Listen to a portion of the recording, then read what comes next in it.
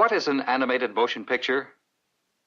That is a fascinating question, because getting the answer leads right into the world of artists, cameramen, directors, actors, writers, and many other especially talented people who know how to create drawings that seem to move and tell a story. Attempts to make still pictures seem to move began many years ago.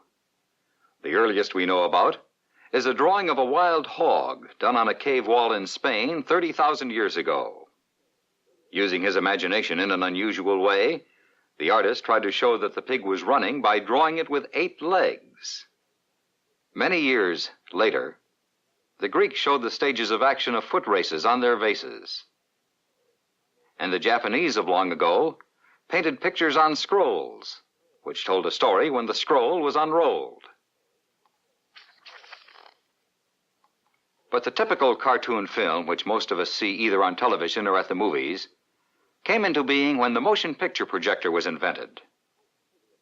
It was not long until artists realized that they could create the effect of movement by making a set of drawings which changed only slightly from one to the other. When photographed and run on the projector, these drawings seemed to come alive.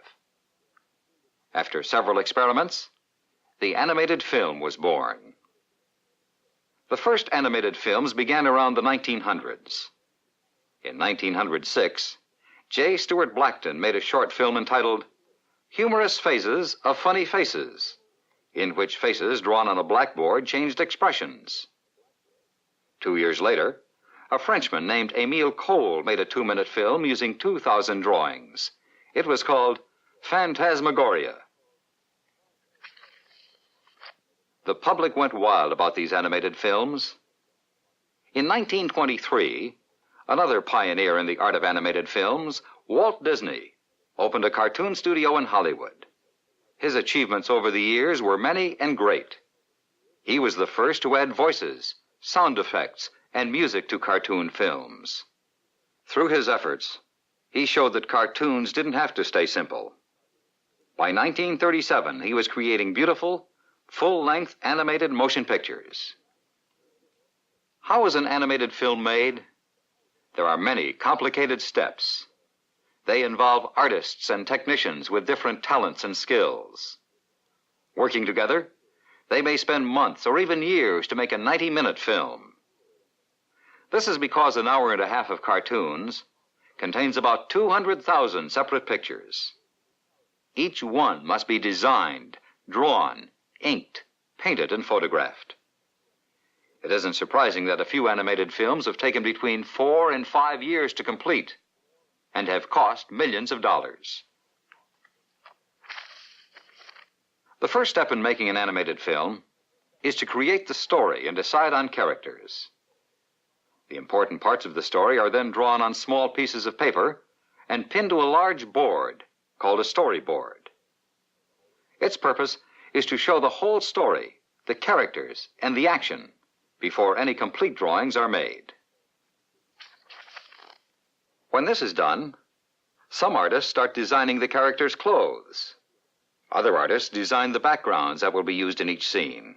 For example, the houses, outside and inside, and the locations, places like parks, cities, and forests. The person who supervises this activity is called a layout man, because he must decide what to lay out in front of the camera for each scene. At the same time, a technician called a special effects man works on such problems as creating rainstorms, or earthquakes, or forest fires. These are quite impressive, but he must also be able to create the effect of a single raindrop sliding down a leaf and falling into a pool.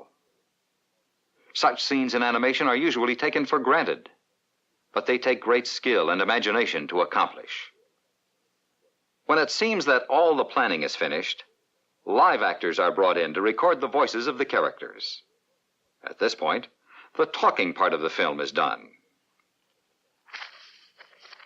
Now the work of the animator begins.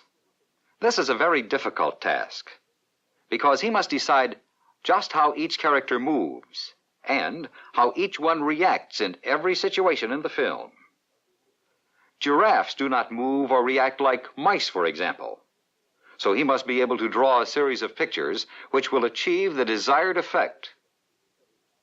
It is obvious that besides being a good artist, he must have a thorough understanding of the characters themselves. The animator draws only the basic positions in the action. His helpers, called Inbetweeners, make the in-between drawings needed to complete the action. How do they know how many to draw? They do it by matching pictures to the soundtrack. At first, the drawings are done in pencil. This lets the animator check to see if the action works as it should. The director of the film also checks the scene.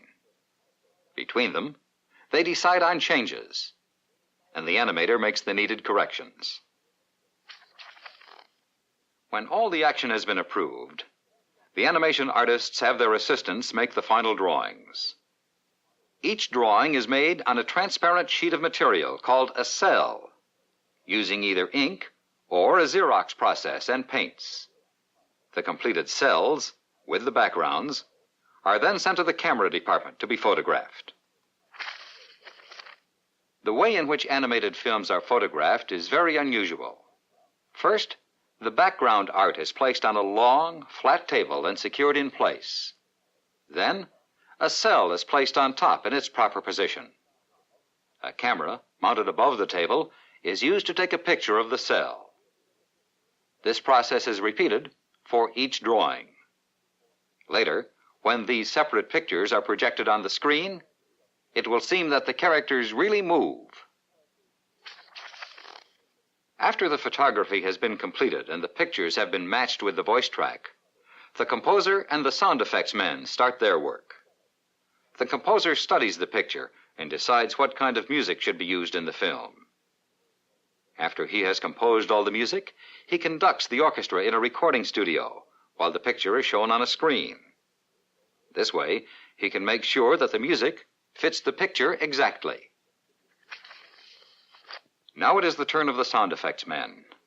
Every toot, bang, plunk, and whistle in the picture must be created by them. They may look like they are playing, but actually, they are hard at work. They use all kinds of odd pieces of equipment to make the sounds needed in the film. What sound would you use for a spider web sparkling in the sun? Just like the composer, the sound effects men watch each scene of the picture as it's projected and create an effect at the proper point, recording everything they do. Then, they listen to the recording they have made to make sure the effects work. Now all the parts of the film are complete. All that is left to do is add the sounds to the picture. This is done in the film laboratory. At last, the animated film is finished and ready to show.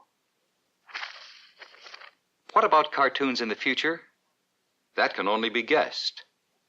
Today, computers do much animation work. They achieve effects and patterns that would be very difficult for humans to accomplish. But they cannot write good stories, create special characters, compose the right music for a dancing duck, or create the sound of an elephant with the hiccups. Only artists can do that, and only artists ever will.